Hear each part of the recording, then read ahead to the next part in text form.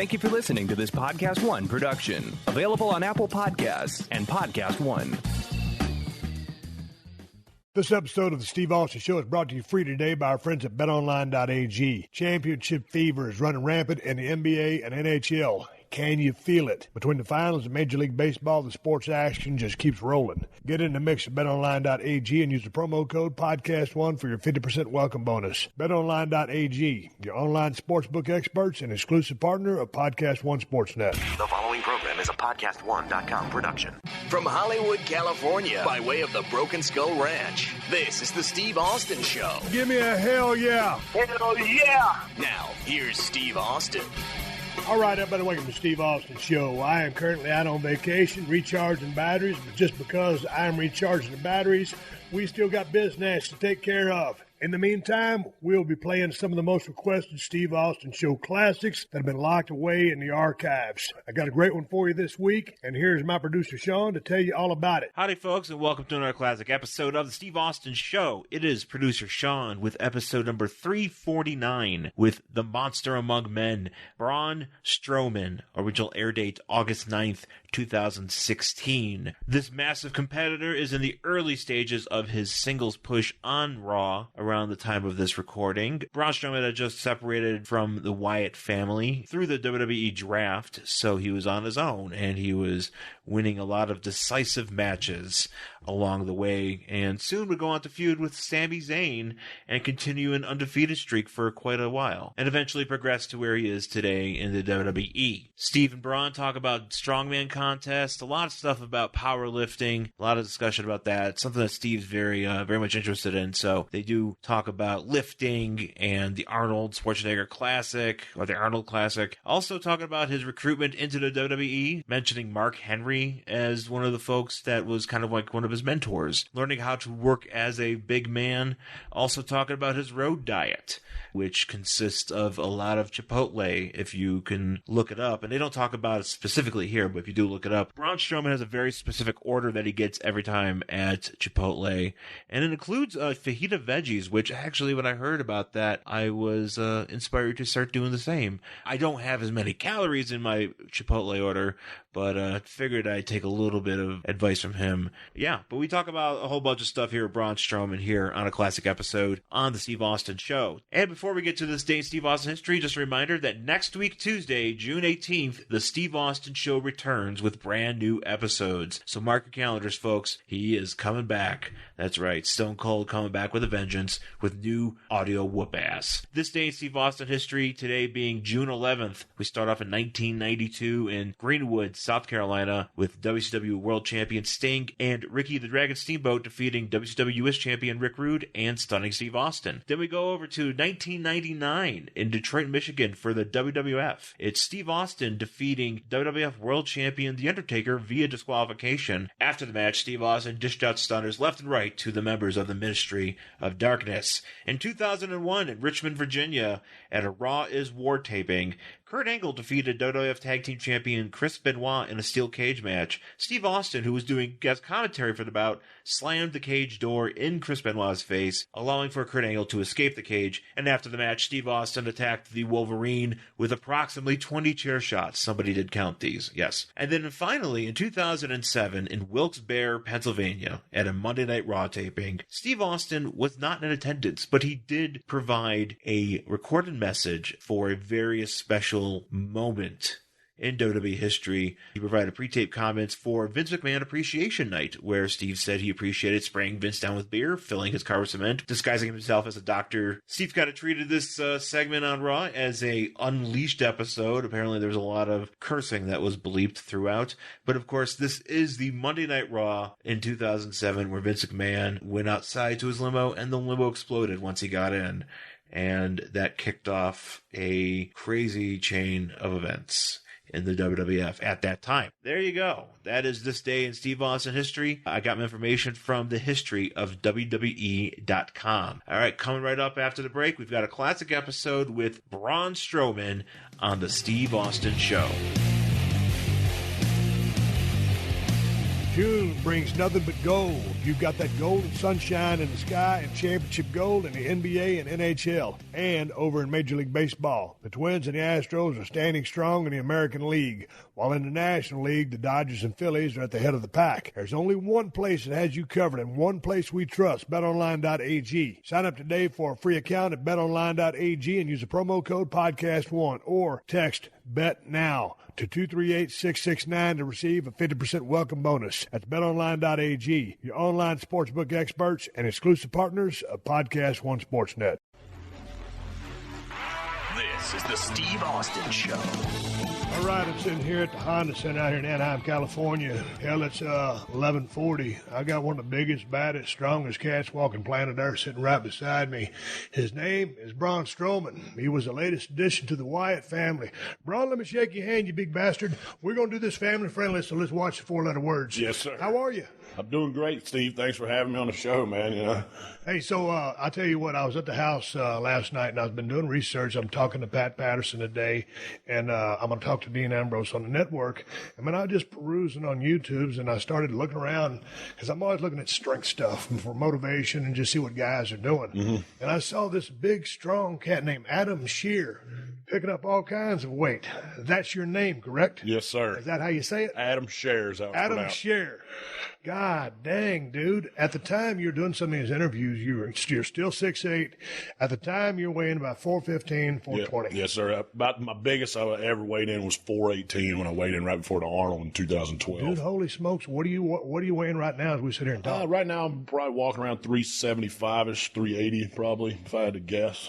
I don't really know. My body weight fluctuates 10 to 15 pounds a day depending on what I eat. How did you feel at 415? Miserable. I'd have my girlfriend help me tie my shoes, and just every day-to-day life was not enjoyable. Getting in and out of cars and finding clothes to fit and feeding myself. It was a job just to be that big. Dude, that's one of the reasons I wanted to talk to you about eating on the road and your feats of strength. I'll even know where you're from. Where do you live? I was born in Sherrills Ford, North Carolina, a little town maybe 45 minutes outside of Charlotte. Right now I live in Orlando, where I moved to start training with the WWE, the Performance Center down there, so I'm still in there. Airport's nice. I don't mind it, so I'm sticking around down there for a little bit. Dude, that's a good place to be. I mean, we just had some big-time tragedy over there with the shooting and stuff like that, but just as far as the location with the airport, it's a great place to be based out of, especially with proximity to that training center. But before we get into the wrestling talk, let's go back a little bit to when you were a kid. Because, dude, at 6'8", 375, were you a big kid from the get-go? I graduated high school when I was 17 years old, and I was 6'5" and 305 pounds at 17.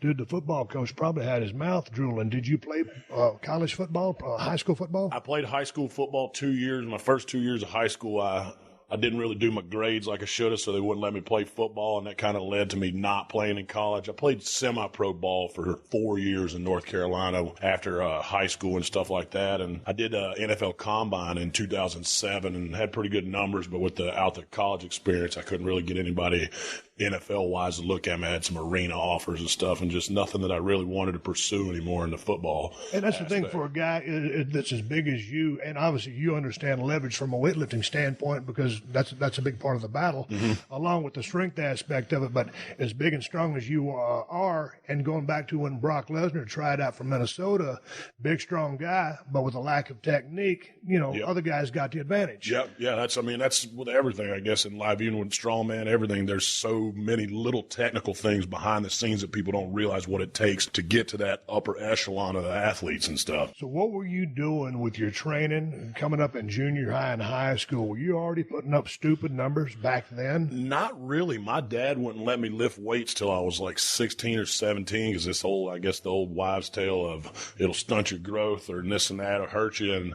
that, and I really didn't have any opportunities to do it. We had weightlifting and stuff in Phi Ed in high school, but no coaches that knew what was going on, anything like that. So kind of through high school, I tried to I lifted and things like that. I think maybe in high school, I could probably bench like 300 pounds or something like that. And maybe squatted the same. Nothing crazy back then. But, back in the day, I was always a big fan of the Powerlifting USA magazine. It probably has since disappeared. Of course, I was into all the muscle mags. Dude, with looking at you now, I would just assume that was just consume your life from all the way back in high school. When did you decide, hey, I'm one big, strong-ass son of a gun. I'm going to start taking this serious and start doing the strongman stuff? I was working security at a nightclub in Charlotte, North Carolina, and I actually ran into a fellow strongman who was a professional strongman at the time that was working at another bar named Brad Dunn, and David Hansen, actually another guy too. They kind of just saw me there and would realize that I was a big guy and everything, and they asked me what I did, and I was like, well, right now I'm kind of just doing life and, just working this security thing, enjoying life and trying to figure out what I wanted to do. And they asked me if I wanted to come out and give strongman a try. And lo and behold, like a week later, I came and gave it a go, and I fell in love with it instantly, and just things kind of clicked for me. I can remember growing up not lifting weights and things like that. When it came to doing things out in nature, I guess that's where the country strong is, that what I've always called myself, that farmer strong. Like when it comes to just weird things, I don't know, picking up rocks and hay bales and this, I think that's what my body was built for.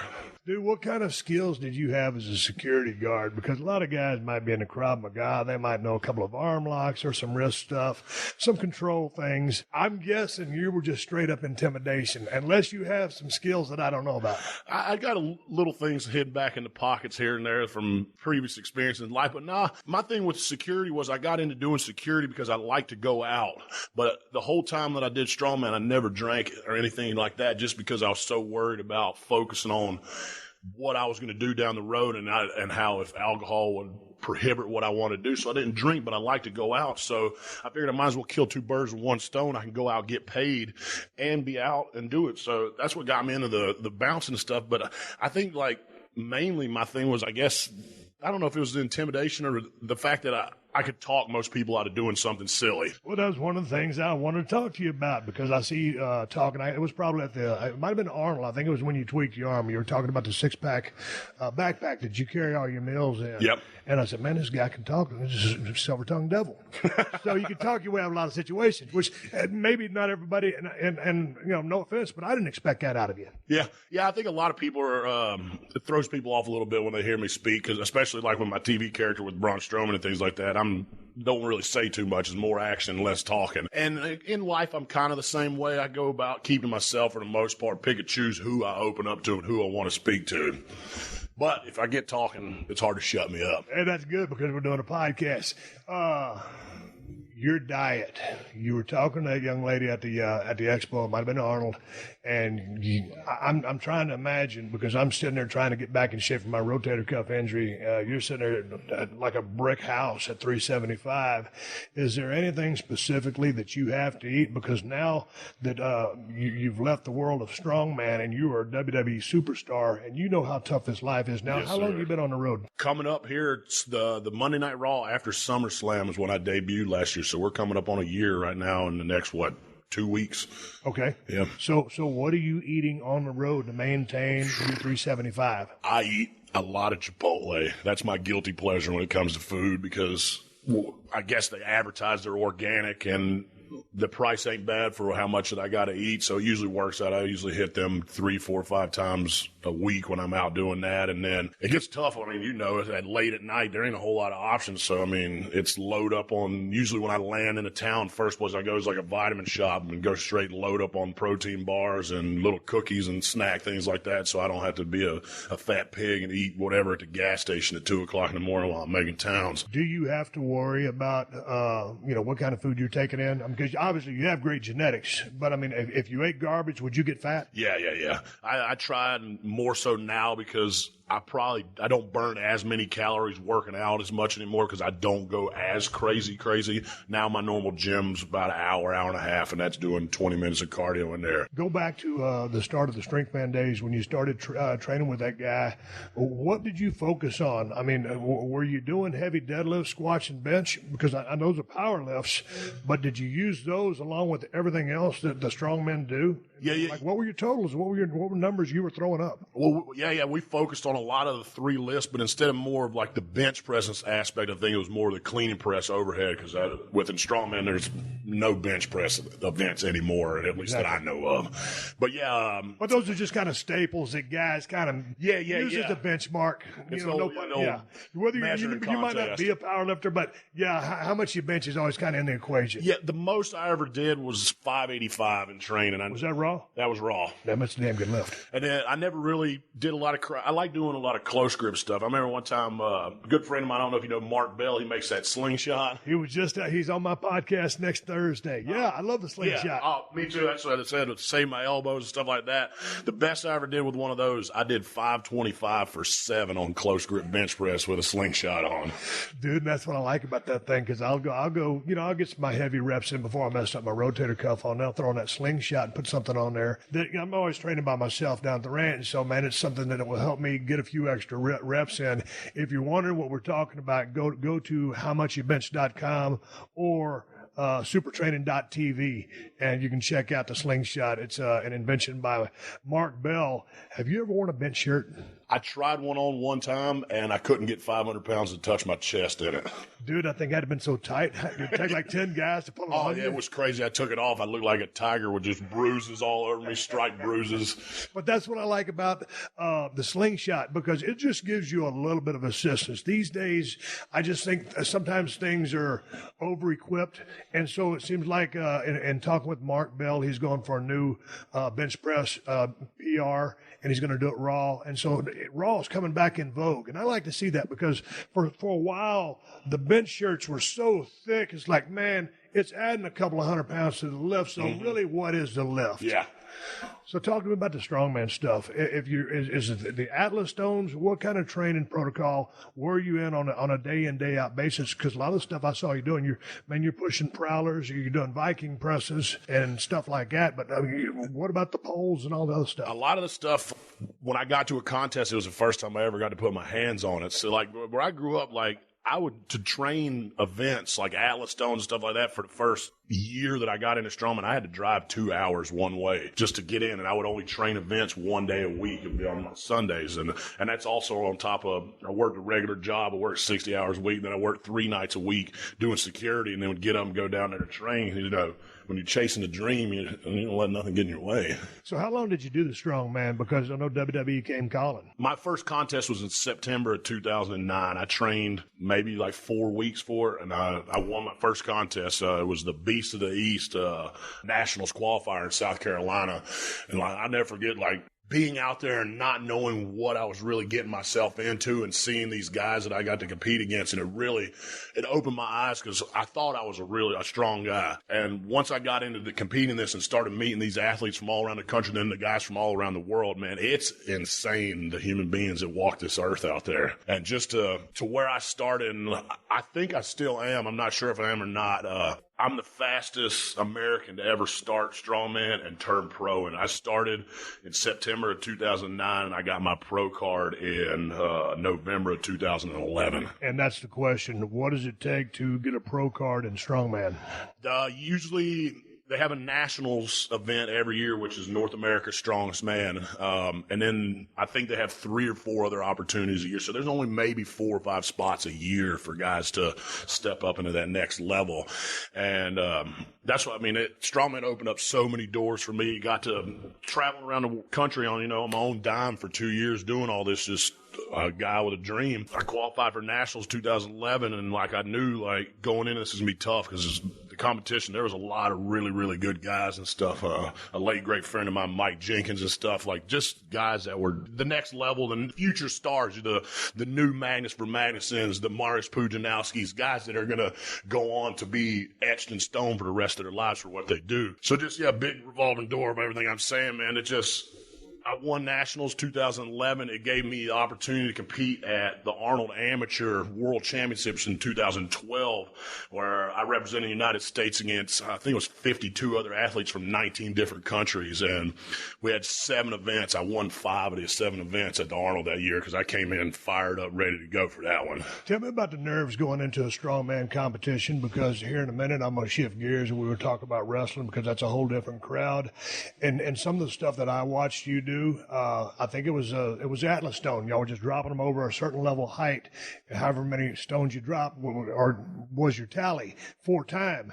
And dude, the other guy starts to have a little bit of a hard time with respect to him. Well, you start hamming it up, working the crowd. Are you nervous before a strongman contest to get back and make it a simple question? Yeah. At first, I was really nervous because I had flaws in my game and things that I knew I was going to be weak at, and that they would always make me nervous because I knew I had to make it up somewhere else. And then as I got further along, more educated in the sport, and then obviously became stronger in it, I started honing out those weaknesses. And it's kind of just sitting in the back, headphones in, just some kind of a good tune in the head, and just trying to stay calm as long as possible as you can to keep all that basically adrenaline and everything bottled up. And then when it's time to hit your lift, you flip that switch and you go out there and you just let it out. I'm a music guy, so what kind of music would you do to keep you calm but get you in the state of mind you needed to be? Sometimes I would do classical stuff, sit and listen to Mozart, and not always even music necessarily. I'm a huge Vince Lombardi fan, so I would listen to his speeches and stuff like that. And I mean, I'm giving myself goosebumps right now thinking about just different things. Probably a go-to is Metallica. I mean, just Metallica, Korn, Marilyn Manson, just the heavy stuff right before I go. That's when I'm hitting that switch with something heavier. And then, I don't know, the classic Skinner and Zeppelin and just things that I grew up listening to that puts me in a happy place and just lets me relax. What does it take to be a good strongman? Obviously, you have to be genetically inclined. Mm-hmm. If you don't have the gifts, if you don't have the leverage, you can do it. You can participate, but you're probably not going to succeed. On an intellectual level, how paramount is the training to train smart with the guys that you learn from, as like a power lifter would follow a specific cycle for the 3 lifts for the total? Like what is the scientific approach, or is there, to the strongman games? See, with the strongman games, usually they would have given us, it depends what the contest, who promoters are. They give us a few weeks notice of what the events are going to be so we can hone it up. Otherwise, it's year-round training 20 or 30 different events all the time because you don't know what they're going to throw at you. Some contest, my first big international contest, I went to Poland to represent the United States and got there and had no idea what any of the events were, what the weights on anything was, the language barriers there, trying to communicate, figure out what's going on. So it's just that kind of just being good at everything. I mean, I don't really know, like, when it came to, I didn't have to train as much on like the moving event stuff. That came really natural to me, talking to that farmer country strong. When it came to like grip strength and just moving around, yoke walks on my back, that all came real natural to me. The struggle for me, and I think being because I'm 6'8", was all the overhead press and stuff I've got, whereas like guys that are 6 foot tall, I got to move it 6-8 inches further than those guys do every lift. So, dude, here's a wrestling question. We're going to go right back into the strongman stuff. 6'8", 375 right now. Here's the thing. When you work for this company, Vince McMahon, it's very hard to get first class. Usually you do it when you're a top guy, and then kind of when you get it, you're tenured. You always have it. You're 6'8", 375. I'm repeating one more time just because of, you've got to imagine how big this guy is when he's standing next to you or sitting next to you. Do you fly first class? Is your big ass flying coach? I'm in coach. I don't have any clout yet. I'm hoping to get there. Do they buy you 2 seats in, coach? No. Dude, here's the thing, man, and that, first of all, is torture on you. I think it's hard on the person sitting next to you. Yeah, I definitely, sometimes I feel bad. A lot, flying into L.A. yesterday from Orlando, I got lucky. There was a girl that maybe was 5'1" and 90 pounds sitting beside me, so she kind of just scooted over to the other side of her seat, and we both got along comfortably. Back in the day, dude, I'd get on a flight, and I'd be back there, whatever. And I I could spot, there'd be like you said, the 5'1" chick that weighed about like 90, 100 pounds, and that would be great. But then there's always some big dude that was like 350, and he wasn't really in good shape. And I thought, I'll guarantee you, my luck of the draw, he's going to be sitting right next to me in the aisle. And I was right 95% of the time. And as soon as they sit down, I always bust on him. I said, dude, I was hoping for the 5'1" chick. Yeah, that's me holding my breath, fingers crossed, like who's coming. And I'm sure everyone feels the same way when I come walking on the plane. They're like, oh, God, please don't sit next to me. Please don't let that guy be sitting next to me. One time I was on a plane with Dusty Rhodes, the late, great one and only Dusty Rhodes, a national treasure. And Dusty was kind of, in my seat as well. I was about 250 at the time, and I finally looked over at Dusty, who I loved and respected. I said, Dusty, could you please stay in your own seat? This seat's for me. We got a good laugh about that. Back to the strongman stuff.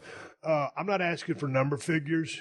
Can you make a living being a professional strongman, traveling all over the world? I know that's going to come from sponsorships, primarily, because I don't imagine the winnings are a whole lot. Yeah, a few of the contests, the money's pretty decent. At Arnold Classic, I believe it might be up to close to $100,000 now for the Arnold. But you're talking the chances just getting invited. They'll invite 10 guys from the entire world to it. And then 2, it's the 10 strongest human beings on the face of the earth. I mean, I competed once at the Arnold Pro and tore my bicep on the first event. It's a gruel at that level. Dr. Terry Todd, who puts on the Arnold Classic, he wants to see what the human body's capable of. And every year, the bar's raised. The guys keep meeting the bar and pushing it up higher and higher and higher. And it's crazy to see where the sport's come from where I started to where it is now. Like when I started the sport doing a 400-pound log clean and press overhead, well, heck, there was only 3 guys in the world going to do it. Well, now if you can't do 400 pounds, you're taking a stick to a gunfight. Right. So it's just, but that's the evolution of all sports. Football, basketball, baseball, everything's bigger, faster, stronger. As we speak now, what are you, 31 years old? 32. You're 32 years old, so, man, you're still a pup. You got plenty of miles in you. How much wear and tear did the strongman stuff take on your body? It definitely took a toll on me. Collapsed arch, my right foot, torn bicep. I'm sure it had to help do with the back surgery that I had to have, a year and a half ago. What did you have done? I had lumbar? A micro discectomy on my L5-S1. It was pinched off my sciatic nerve, paralyzed my left leg. Had to WWE, man, great company. Last minute rush, emergency flew me out to Pittsburgh to see Dr. Maroon. Had emergency surgery on me. He said like 5 o'clock Saturday morning. Woke up an hour and a half after surgery and could walk. Got pushed into the hospital in a wheelchair. Dude, where do you get most of your clothes? A lot of my clothes, a good friend of mine has a clothing company, Silverback Crew, and he was a sponsor of mine when I did Strongman. We got to be really good friends, and he still sends me clothes because, he specifies in making stuff for bigger people. So a lot of that. I don't know if you know Rob Bailey. He's a good friend of mine, owns Flagner Fail Clothing. Yeah. His wife is Dana Lynn Brooks. Dana Lynn Bailey, Dana Lynn Bailey, yeah. Yeah, one of the top. Oh, yeah, she's badass. Oh, yeah. Unbelievable. Yeah, top physique women in the world. Yeah. And yeah, she grinds it out. Boy, she goes to the gym. She would bury me in the gym. It's crazy. That she's little girl. I've watched a lot of her training videos. She's awesome. Yeah. So y'all are hooked up. When you say you got a girlfriend? Yeah. Okay, so dude, what's home life like for you? 6'8", your weight, eating. Do you cook? Is she cooking all the time? Y'all eat out all the time? Because this is, dude, you know the schedule. You're down in Orlando when you're home, but you're out on the road, and so you're doing the Chipotle, whatever thing, probably Waffle House, IHOP, Denny's, try to eat clean, and you can eat clean at those places. Yeah. And that being said, I was talking to someone about eating clean the other day. Dude, if you got to roll through Burger King or Wendy's or McDonald's, whatever, and just eat the meat and throw away everything else, you got to do what you got to do. Yeah. But you're at home, so what are y'all eating at the crib, and is she cooking all this food for you? Because can you estimate, people get mad at me for making these long questions, can you estimate how many calories a day you eat? I used to try and keep track of it. It's not as much as it used to be. Like, I had a nutritionist when I did Strongman, and my goal was 1,050 grams of protein a day, 1,000 grams of carbohydrates, and we're talking... Dude, that's 8,000 calories right there. Yeah, that's what I said. We were talking 12, 13,000 calories with the fats and everything. God dang. But that makes sense, too. What would you figure you're at right now? Ballpark guess.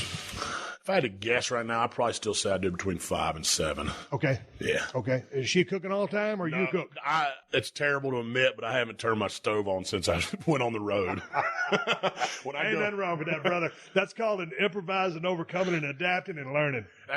Last thing I want to do when I get home is go to the grocery store, cook, do dishes, this and that. And by the time, for what it takes for me to eat and have a meal, by the time I go buy it, cook it, everything, I can pay somebody to do it for the same price, and I don't have to do the dishes. Amen, and use it as a write-off, right? Yeah. Okay. Save your money, kid, and use your receipts. Before we start talking about a little bit of wrestling, before I take a break here, I want to ask you a question because I was on YouTube and I saw a trailer, a teaser for a movie. The name of the movie escapes me. Smarten me up about this. Oh, that's actually, I did that right after I won the Arnold Amateur. The movie's called 3 Count.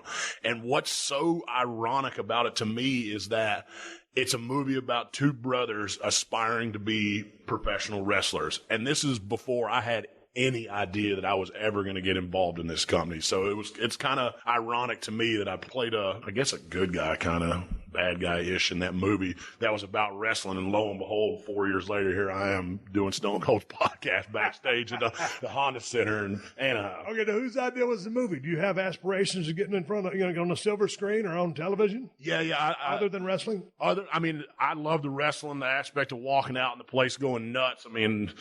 It's a special feeling. I've done a lot of things in this life that I've lived so far, but man, walking out, especially being part of the Wyatt family, like coming out at WrestleMania and 100,000 plus people with their lights on their phone, it was breathtaking. And that's one of those moments I was glad that I got to wear a mask because I'm just marking out, walking out there like a 6-year-old, just going, wow, these people are here to see us. Yeah. And it's just special. Alexa isn't the only one with breaking news. Make sure to hang around at the end of this podcast for the latest breaking headlines on the AP News Minute. Attention true crime fans, check out 22 Hours, an American Nightmare on PodcastOne. It was a case nightmares are made of. A family is held hostage for another 24 hours and murdered inside their own home. WTOP examines the complicated trail of evidence that police say led to finding their killer and why they say he committed such a brutal crime. Download new episodes of 22 Hours, an American Nightmare on Apple Podcasts and PodcastOne. Like what you hear? Tell your friends and leave a rating and review. This is the Steve Austin Show. Mark Henry is your connection. He puts you in touch, or WWE in touch with you. How do the talks go? How long of a process is this before they say, hey, we think you'd be a good fit for us, and vice versa? So I met Canyon Seaman September of 2011. I was at World's Strongest Man, actually right up the road from here at the Commerce Casino in Los Angeles here. And it was pretty short and sweet. It was basically, hi, I'm Canyon. I'm a recruiter for WWE. You know Mark, blah, blah, blah, blah, blah. Here's my card if you'd ever be interested in giving me a call.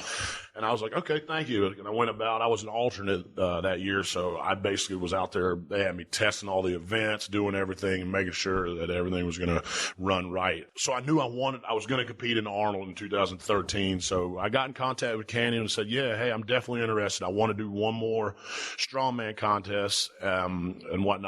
So I met them in September. They brought me down December of 2012 to the FCW arena, I guess it would be, where developmental wasn't for a while in Tampa, and went down and had me run the ropes and just move around and cut a promo and just kind of feel me out and see what I had to offer, I guess, in a couple of days period. Well, lo and behold, I guess they liked what they saw because they signed me, I signed May of 2013, so I did the Arnold Classic and then had a couple months off and then signed.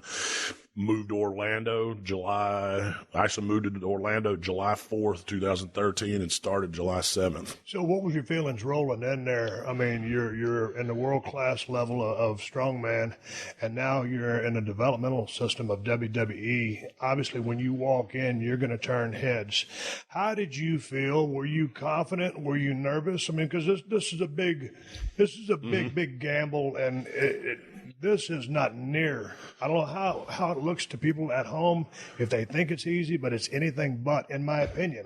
Totally agree. How did you feel? What was your confidence level? I walked in very confident when knowing that I had a lot to offer and that I knew that there's not a lot of people built like me, personality like me, everything like me. So I walked in with that, but man, I tell you what, it didn't take long to have second thoughts, man. There was days going in and it's like, because they want to make sure you want it and you're going to earn it. They ain't giving you nothing here.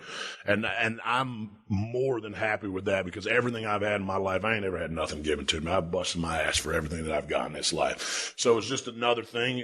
And I knew that coming in, I'm starting from the bottom. I wrestled in high school, but other than that, I have zero sports entertainment background in me other than hamming it up here and there on a strongman stage. Now, how did you do in wrestling, amateur? My junior year in high school was my last year I wrestled. I was 23 and like 7 and then got hurt in regionals.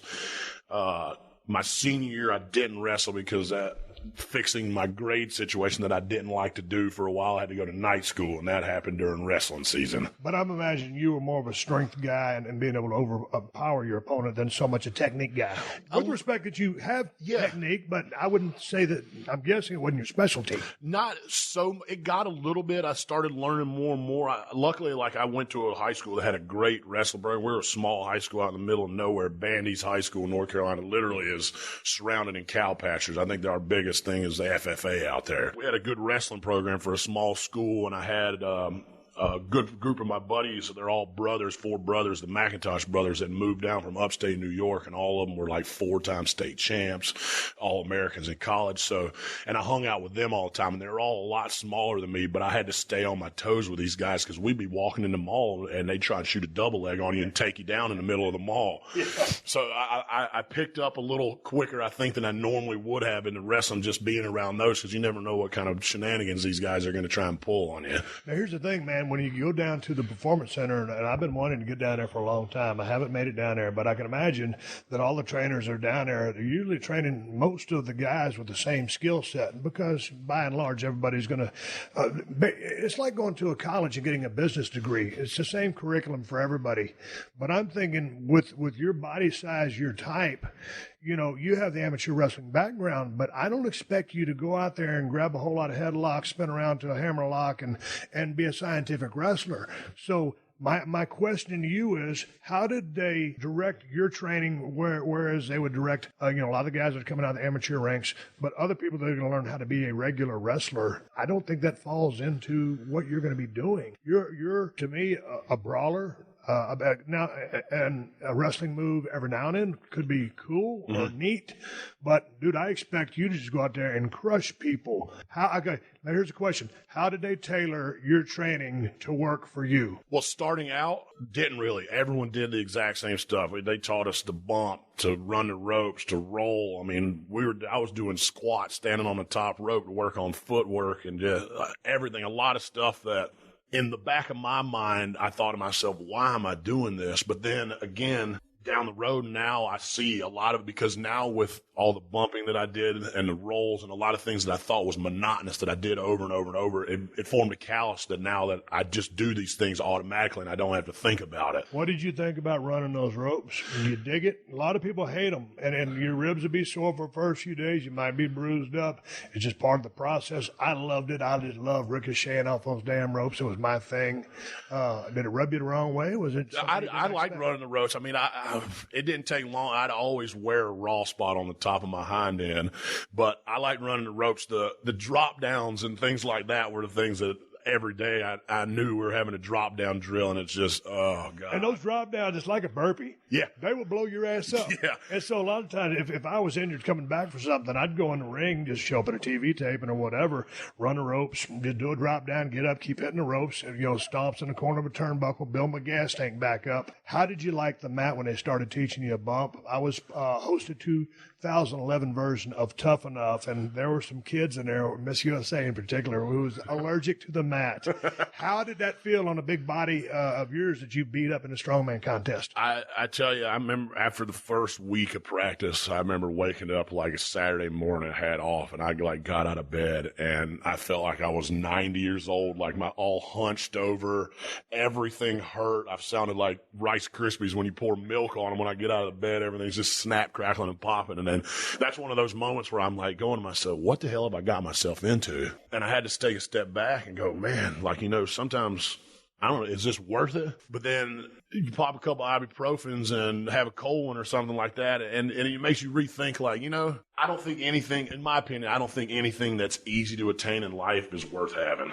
Anybody can have something given to them, and I don't see any satisfaction or gratitude, self-worth of somebody just, here's a plate, eat it. I'm more of like, get out there, grind, do my thing. If I don't make it, it's my fault. So when you came in, you start going through the process. How long were you there before they said, hey, you know what? You're going to be the newest member of the Wyatt family? Actually, for a long time, there was talk that it wasn't going to happen. When I first got to talking about being brought up to the main roster, it wasn't going to be at all. They were talking about cutting my hair, my beard, giving me a different look, going with something else. And then the powers that be decided that that's not what they wanted. They wanted me to be with the Wyatt family. And I tell you what, like, the little experience that I have had coming up and wrestling and then being put in with a group of guys like that to hide some of my weaknesses while I hone my skills, I couldn't have been in a better spot. I mean, 3 of the greatest human beings that I've ever met just to be around outside of the business. Then as far as in the ring, like, Luke Harper's one of the best working big mans I've ever seen. Rowan's the same way. Like, he's come, now that Harper's been hurt for a while, Rowan stepped up into Harper's position, man. We're working on the house shows and things, and he's the one flying around and bumping and doing all this crazy stuff, and then like walking out with Bray and just even him mesmerizing me, and I'm in the ring knowing what's going on and just listening to him talk. And it's just like, I was very, very blessed to be put into that spot, and I think it really helped me. Like, I don't know, what would have happened if I would have been brought in doing something else. Who knows? Because, with this business, it's fly by the seat of your pants. You either get over or you don't. I like all the aspects of the Wyatt family, and I could see a babyface run out of those guys. And Bray, I mean, his promos, the way his mind works with that voice that he's got, he's just a entrancing storyteller, and just ropes you in with the cadence, the rhythm, that drawl. You get lumped in with those guys, and like you said, you're going out there, you're part of they call it a team, a faction, whatever you want to call it, but they were able to, protect you. You go out there and do the things you do. Your first few nights, you go out there and everybody throws the iPhones and whatever up. Mm-hmm. Was that a mark out moment? That's what I said. It's just... that the Fireflies is something special. I mean, look, it's taken over the world of everything. Like, the Fireflies are Bray Wyatt's thing. Now you look at concerts, football games, basketball games, baseball games, the Fireflies are there. And like to think about that, I was part of the original reason why this season even exists, because I don't know of any time they'd ever done that before they started doing it. That was the London crowd and the crazy things that they like to do. And then all of a sudden things stick. And now you walk out, like we were talking a minute ago, walk out 101, 273 at WrestleMania with their flashlights going on their phones. Yeah.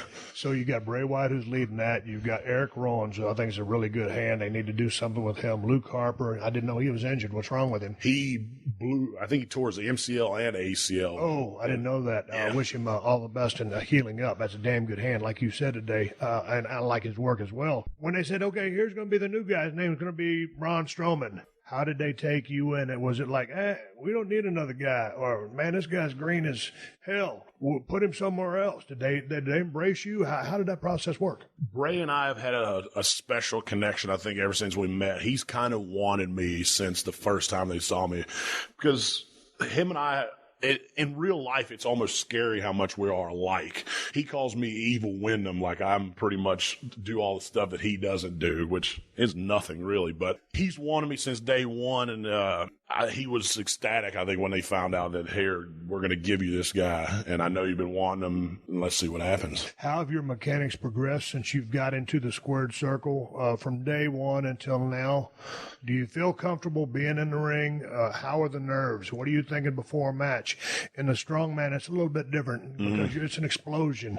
In a match, whether you're just beating the guy down or you're telling a story because you're trying to get over. Mm-hmm. So how comfortable are you in the ring now versus when they first put you in a group? I'll never forget for the rest of my life that first night at the Barclays Center, the Raw after SummerSlam. I was underneath the ring getting ready to do my debut, and I was under there for like a half an hour, and I'm freaking out.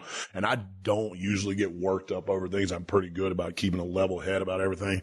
And man, I'm just worst case scenario. Everything's going through my head. I'm going to trip going over the top rope, getting in. I'm going to do something stupid. I'm going to do this, blah, blah, blah, blah, blah. This is my one chance. It's like you either do it right or you go home. And I don't know, I guess I thought like that and was nervous, but then I think when it came time, they hit the horror graphic lights out, and I feel like I flipped that switch almost like I did in Strongman. I just went out there and just did what I knew I was going to do, and I think it came off pretty well. What is your take on a match? Because I would lead this, and by what I mean is it's an athletic endeavor. It's a contest. It's, it's damn near a shoot, but it happens to be a work.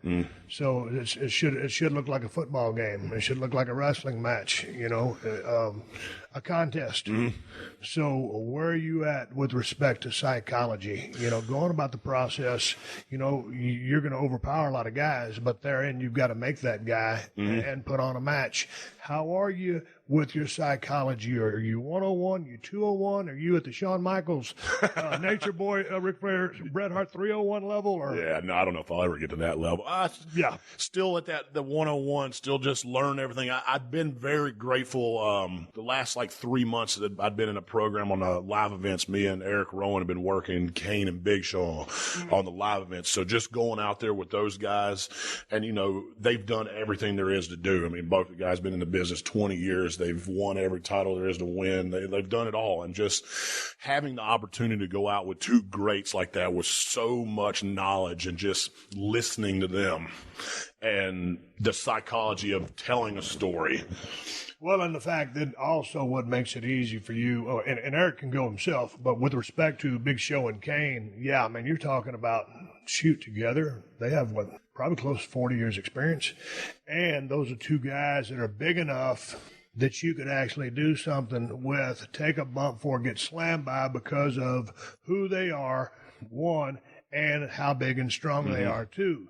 So it frees you up, because if both those guys were 6 foot 210, even though they were 20-year vets each, it'd be a little bit different of what you're giving and taking. So working with two big guys does help you come along. Yeah, it do. Well, I always keep in the back of my mind what the head coach of the WWE Performance Center, Matt Bloom, told me.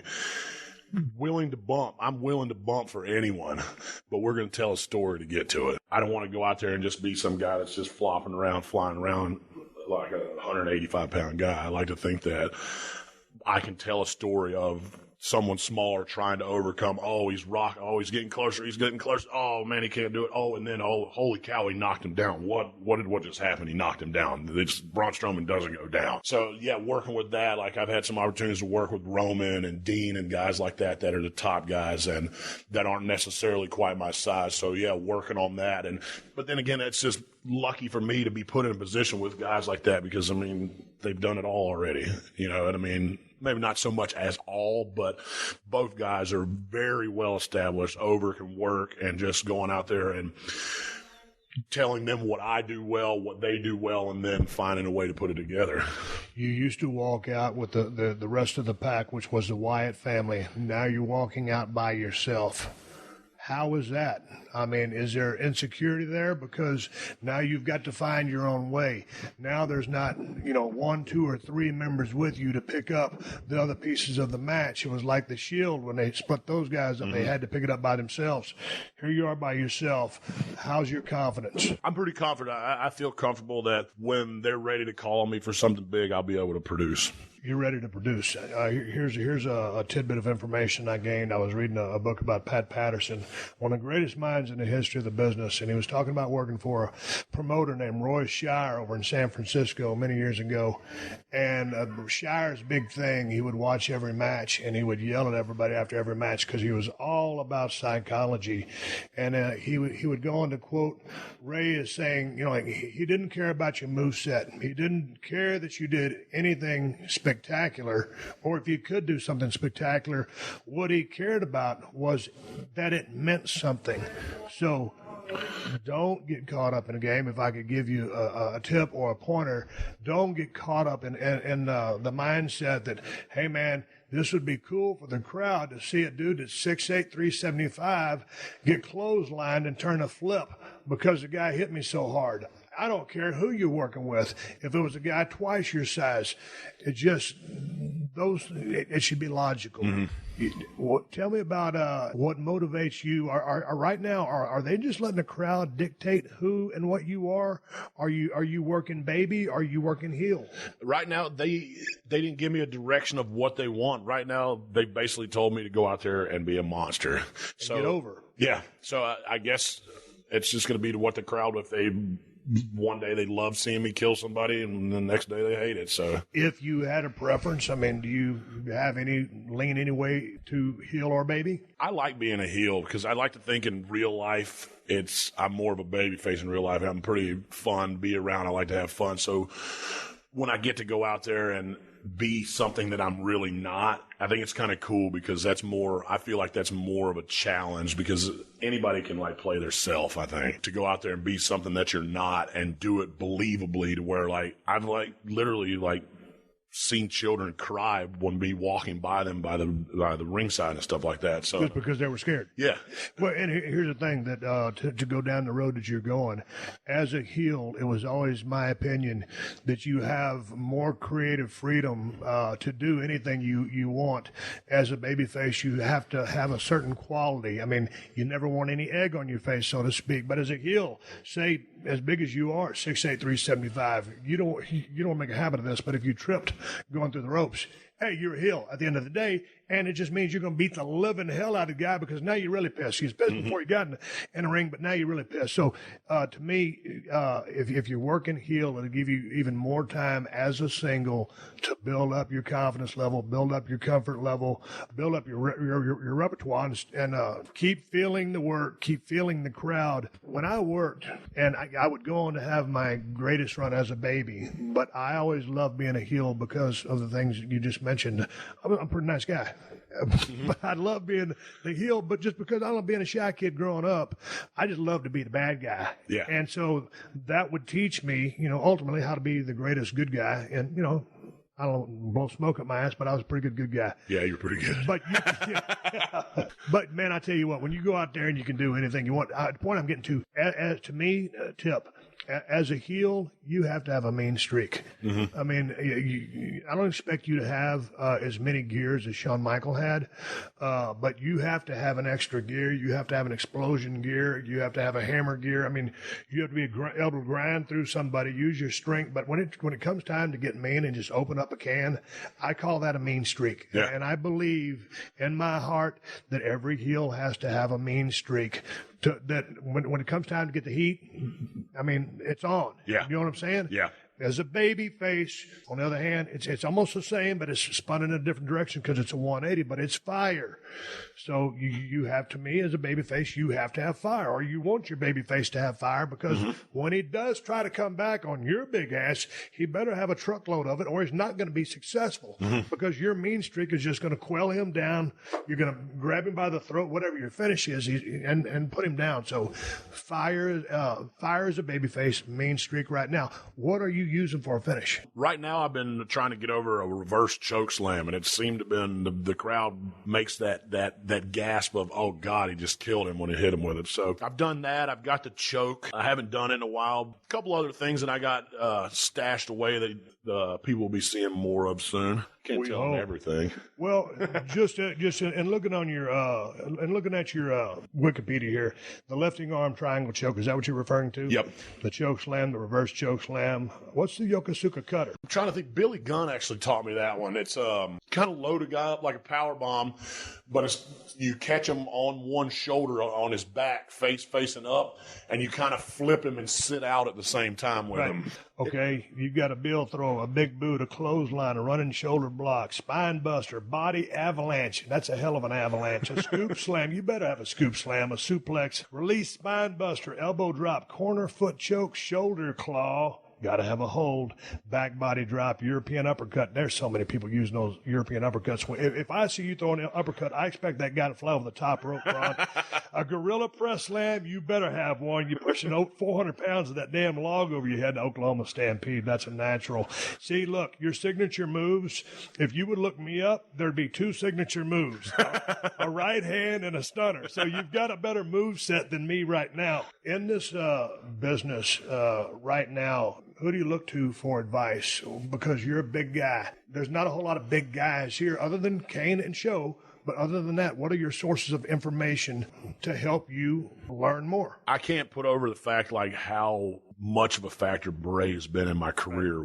It was kind of almost heartbreaking that they split us up because we ride together, we room together, we eat together, we live together. We make towns, and he talks about wrestling, tells me about what I did that night that looked good, what sucked, what I need to throw away, what I need to keep, and then it gives me matches to watch and pick through this and look at what you think about this, and then here, oh man, I saw a new idea for a move for you. So like I said, I can't put over the fact about how good of a brother Bray Wyatt is. You ever go back and just for the hell of it watch some old Stan Hansen in Japan, Brody in Japan, or Brody in the States, and you're a bigger guy than that, but just the way they project and work as a big man? I watched, just recently, Snuka versus Brody. I think it was like 84 or 5, I believe. Not sure. It was an old, but yeah, in Japan. And it was just, that's the one where Snook, I think it's the one where he did like the dive out of the ring. It was like one of the first times, and people were just going crazy because like, what is going on? Like throwing drop kicks and just stuff that's unheard of back in the day like that. So, and you had to watch Bruiser Brody's mentality of how he works through the ring, that slow, methodical, then the quick burst of everything. And that's what a lot, and Undertaker's same way, like that slow, methodical, but then when it's time to get it, it gets it. And that's what I'm trying to base a lot of my character off of, is that slow, methodical. I don't want to be a big lumbering giant. All right, let's give big ups to Geico for being a loyal sponsor of the Steve Austin Show. Go to geico.com, and in 15 minutes, you can be saving 15% or more on car insurance. That's right, save hundreds of dollars on car insurance at geico.com. Extra money in your pocket? It may just be the most rewarding thing you do today. All right, I'm giving Sean a go-home cue, so let's wrap it up for this week. Make sure you check out PodcastOne.com and subscribe to the Steve Austin Show so you don't miss any of these classic episodes. Before I ride off in the sunset, I do want to throw out a couple of plugs. I still got a beer. It's the Badass Broken Skull IPA, the finest IPA in the United States of America, and that's the bottom line. Made by El Segundo Brewing Company.